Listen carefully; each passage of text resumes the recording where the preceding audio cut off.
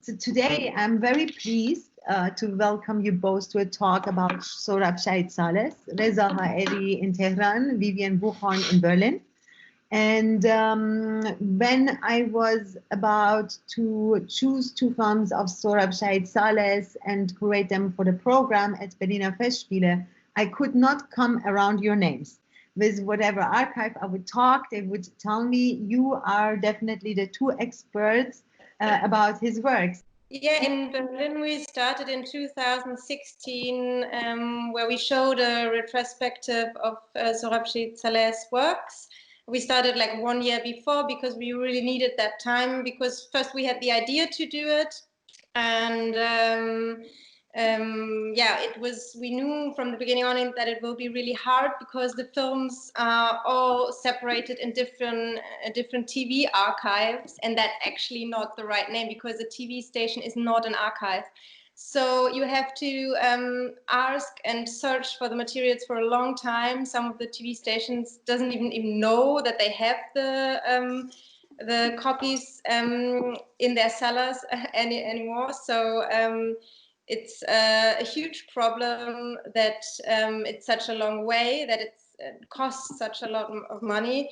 So we spent like a year on that to try to get them all together in one series, and we're happy to show them then in it was June 2016.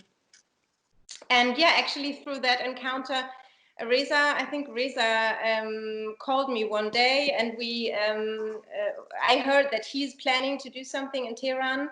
So, and then that was our first encounter, that we decided that Reza had the idea to show only the German films of Saless in Tehran. So that was sort of an expansion of the series that we did in Berlin for the first time. Actually, it was the first proper retrospective of Saless works. At a residency in south of Germany in Academic Schloss Solitude, and in that time I thought it's a good idea even to little bit search about Saless if I found something about him, because he's absolutely lost during these years after he left Iran, and he never came back to Iran, and he went to Germany, and after that in 1994 again he went to US. We didn't have really any record, any of his films, just some people's talking about him. I thought, okay, many people talking about Saless, but where is his films, and so in that time I decided to go to the archive in München. It's a film museum, and luckily I had a chance to watch his films actually, and then I thought that's really is a hidden treasure, which is we should work on it. We should translate it. We should bring it to at least in homeland again. Would you say that then Saless is received in Iran, or his works perceived over the years differently than it is in Germany? And why do you think there is like this Saless in Iran that is still celebrated in some sort of way over generations? And that Saless in Germany, even he did a lot of productions here and he lived here for some years, is not recognized the same way. If I want to add something to your question, it's actually backs to the first films you're supposed to show in your program. It's called Simple Event, because the first film Saless made in Iran is actually, it wasn't a simple event. He made that film, and that film is also with next film is boom. He already, shines in international venues and international film festivals, and everybody in that time starts suddenly talking about Saless. Who's Saless? 27 years, very young director, suddenly became the most filmmaker in that time.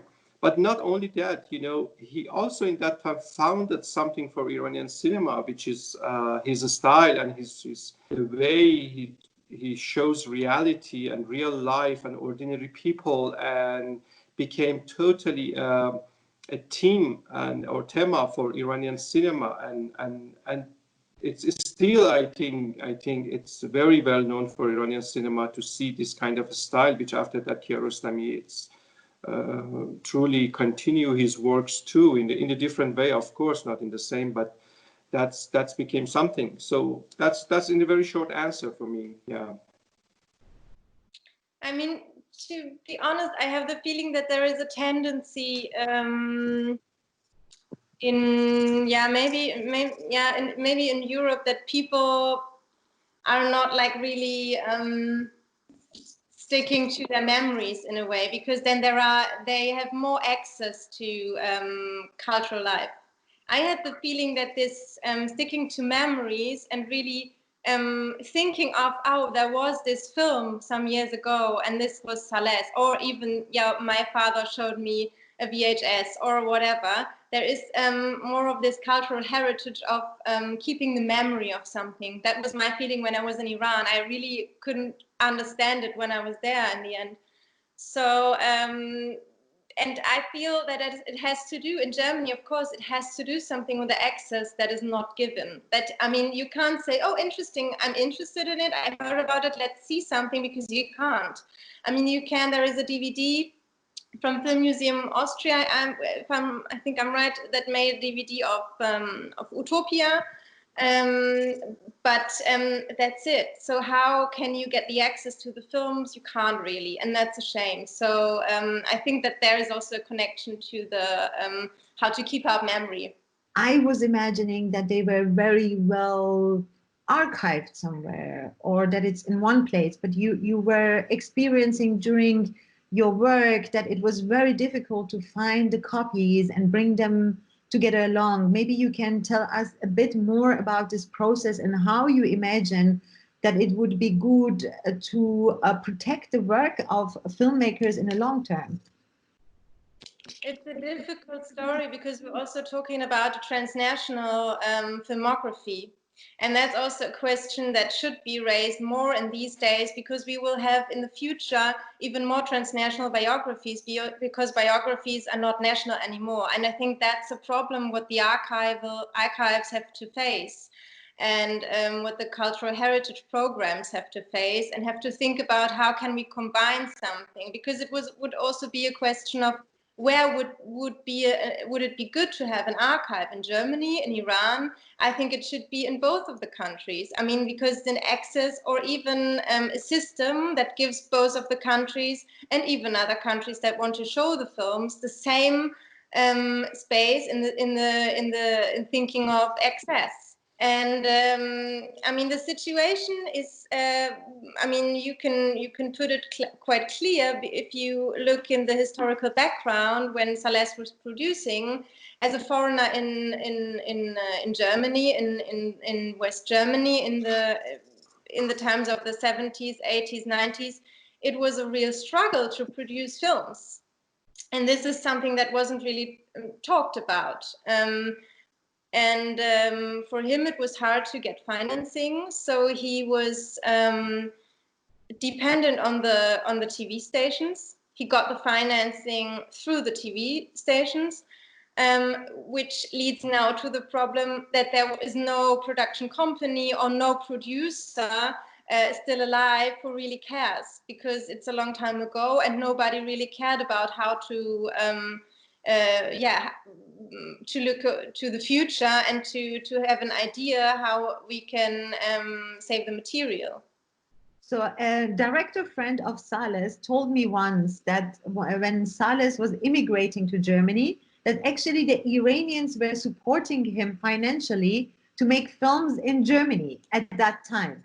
So maybe you can say, how was the connection of Saless still in Iran after he immigrated, and if he kept some relation within the cinema industry in Iran and was trying to make a bridge between those? I don't think really is any connection between Saless' works, not in the content of his works and also in the production of his works. In the first film he made in Germany, in Far From Home, yes, you can see this connection, this bridge, because in the second film, in the Still Life, it's well received, very well received in Berlinale. I think second prize received that. And then the first film in Germany, already he expected to receive the first prize, which is in that time didn't happen in Berlinale. And part of the production was Iranian, part of the production was German, of course. But then he shifted to Germany. You know, he was totally, I think, disconnected from Iran, and he started to work as a. He wanted to be a German filmmaker. In the interviews in that time, you can see his ideas and his works is more beyond of the national borders. He didn't think he stay as an Iranian filmmaker in Germany, not like in any other immigrant filmmaker, which usually try to bring nostalgia from the homeland or the national identity in his films, which is very common. But for Saless, his idea and his story is totally beyond the national borders, and I don't think he had really searching for this connection. He wants to. He also mentioned one time in one of his interview, Germany is my homeland. Which homeland? It's the place I can think and work, and now I can work in Germany. That's. I don't think it's really any connection after the third film, I must say. Maybe Vivien has another idea. I don't know. I find it hard to generalize it in like if there's no connection anymore. I mean, if you think about the filmic language, then there are a lot of connections. Like, for example, if you think about how he films situation of having dinner and stuff like this, always reminds me on Iranian daily life, for example. So, I don't know, maybe I see it more in that way, but of course he wanted to belong to Germany. He wanted, like, exactly as Reza said, that was his long life fight, like you could say, and struggle, because because I always like, because everyone talks always about the biography, I always like to go also in detail of the films too, and that's what we just starting to do, because one important point is that he made at one point what Reza just said after Far From Home, in Der Fremde, after that film, he really made films about West Germany. And this is also very interesting because he it felt like he could, with his eyes, he could really look in the really inside of the very essential feelings of the BRD in that times, as a country that is separated in West and East, and as people that really still have problems of the after World War struggle still in their thoughts, in their daily lives. And he really put that in the images, showing this essential moments that you can really feel. So he really concentrated on the society in West Germany in these days. And that was something where I just read some newspaper articles from the 70s, 80s in the archives. They were saying, and they were already raising the question, doesn't West Germany like these films because they are showing a German society that the Germans don't really want to see and don't really want to believe in. I just came across also the situation that he at one point made Grabe, which is about the poet Grabe, and Hans-Dietrich Grabe, yeah. It was Radio Bremen, and they gave him the material, asking him, don't you want to do this project? That was like the first time somebody came with a project to him and asking him to do it. But for me, this was maybe Afsun, something what you were asking also about, maybe a possibility to get Saless in the right track from the producers and commissioners, to say, why don't you do something what the German like? And the German like their own poets, you know. So I think it would, and they gave him the Grimme Prize in gold for this. So this is really funny to look at which films won the prizes that he did. And this is really, Saless said, okay, well, I'm getting this prize, but this is a project I didn't like at all, because I was it was cut so much because I wanted to make a bigger project and I had other ideas, but I had to work with the TV station, and he was really not happy with this project at all. It was a big struggle, also still during the shooting and stuff. So, Reza, you wanted to say something? I mean, in my point of view, Saless had some anarchist attitude, you know, and I have lots of facts about that to show how he loves, and he has a very good connection to even to anarchist filmmakers. He cannot adapt himself really to this something, let's say the TV is made for you, or they say you can, it's better to adapt yourself. No, he is not, he always say culture is a culture and marketing is a marketing, or if you want to sell something, you should go and selling. Cinema is something else. And he believed that, you know, with all his presence. And even in Iran, the little bit they wanted to adapt his works to the current situation in Iran, he immediately said, no, you know, I'm going somewhere else. I'm not standing here to make a film what's producer like or audience like. You know, his films it's in its content of his films, he's shocked. He tried to shock audience, you know, in a different ways, I must say. The productions in Germany would be too square for him, or the process would be too square. Is that maybe something that you can tell us about? Yeah, I mean, I think he just believed in art, and art is freedom, and I think that's all. I think that's what he really wanted to do, and it was, and he believed also in a democratic system, actually. So he thought, okay, it's a democratic system, I can do it in Germany. He thought so, and it was interesting because when we had the panel discussion in Iran, also younger people said, how could he do these critical films? And it was just very easy because it was a democratic system, and I mean, luckily it still is. So that's why you can treat art as with freedom, and that was I think his philosophy, that he wanted to be free. And this is not that he was a difficult, I mean, people tend to say, oh, he was a really difficult director, or he or she's a difficult actress, for example, but it has to do with a belief in, I mean, of course it's he was believed in anarchy in a way, in that sense, but just in pure freedom. That's what I feel, and that's about art. True. Yeah, even in Iran, I can say in the project of the Simple Event, which is actually, he made it very fast. He was a very fast filmmaker, just made in 1 week, and many of his projects, he finished his films in the fastest way you can imagine.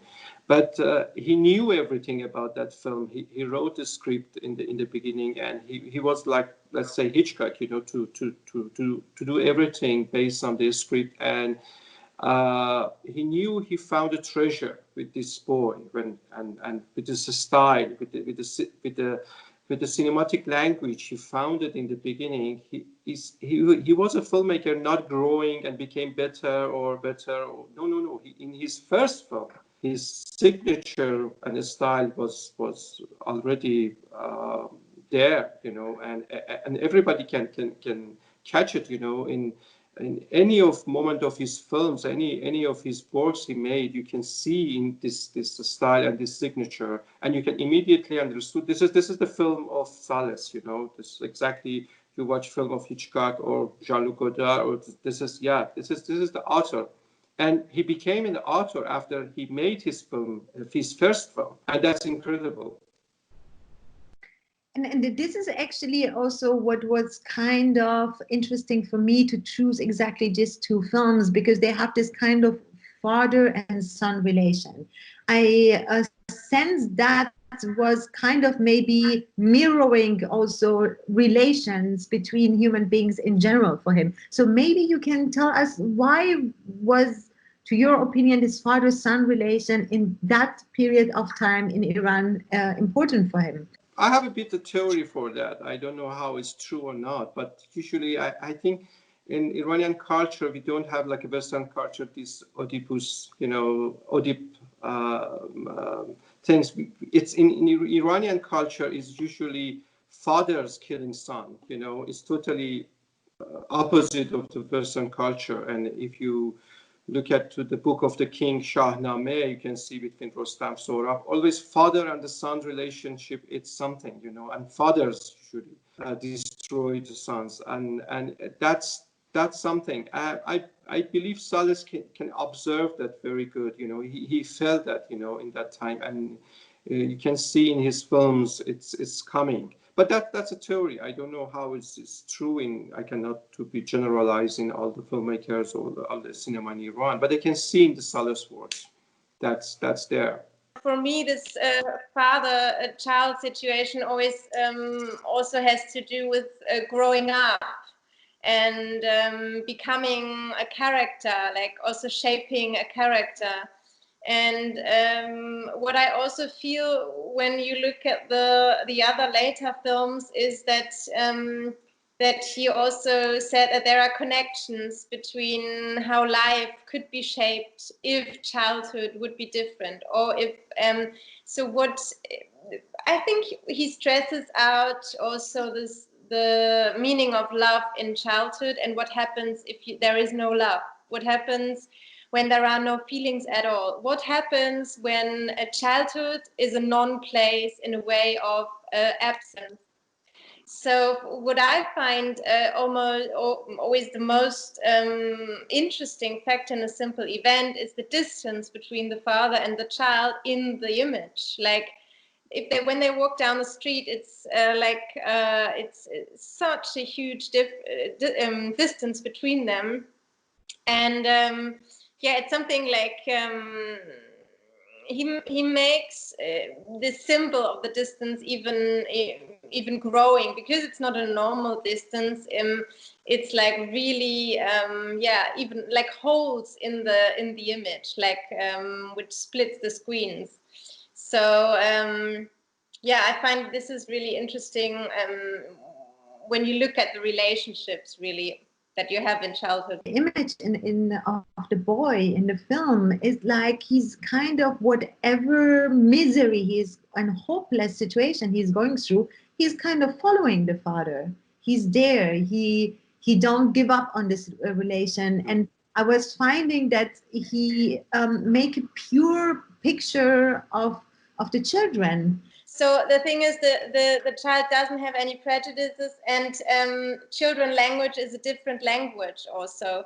And sometimes the boys don't have even names. So for me, it's this symbol of yeah, a certain pureness without prejudices, and also being open to people, and being open in a way to love people, and like not reflecting before you meet a person where the person is belonging. So not sticking to categories, to a certain order that is given from society. I think this is what is interesting for him in this pureness of the children. Yeah, but the thing is also interesting, you know, he found a boy in the film of, in the simple event, which that boy, he didn't know anything about cinema. He never been in the cinema theater. He never watched films, because it's a very simple reason. It doesn't exist in that area, you know. And he tried to show his daily life, which is repetition of the daily life, eating, but it's a, you know, the film of Saless is full of details. I mean, exactly after the boy lost her mother, the father gave him some money, and, you know, and says, you can have a sandwich.